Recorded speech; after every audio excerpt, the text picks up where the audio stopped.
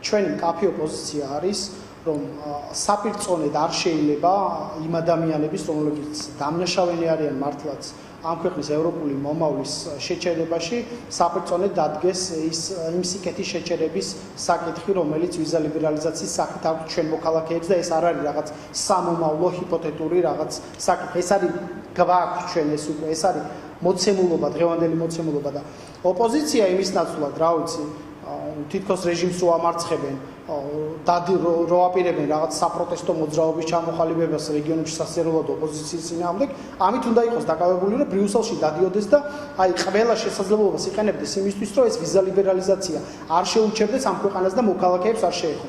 ვინმე აკეთებს ამას? ჩვენი პოლიტიკური გუნდის ლიდერი აკეთებს.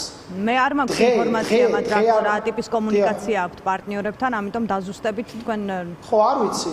თუმცა ამას ხმამაღლა არავინ არ საუბრობს და ჩვენ პირდაპირ ვლობირებთ, რომ ამ ქვეყანას არ შეუჩერდეს. ჩვენს მოქალაქეებს არ შეუჩერდეთ ევროინტეგრაციის გზაზე ვიზა ლიბერალიზაციის საკითხი არ შეჩერდეს. ეს არის ფუნდამენტური საკითხი, ეკონომიკური საკითხი, ადამიანების სიცოცხლის და ჯანმრთელობის საკითხი. და ამას ვაკეთებთ ჩვენ და ოპოზიციის რაღაც ნაწილი რაღაცა ანონსებს, რომ თითქოს ივლიან კარდა ჩაშლიან არჩევნებს.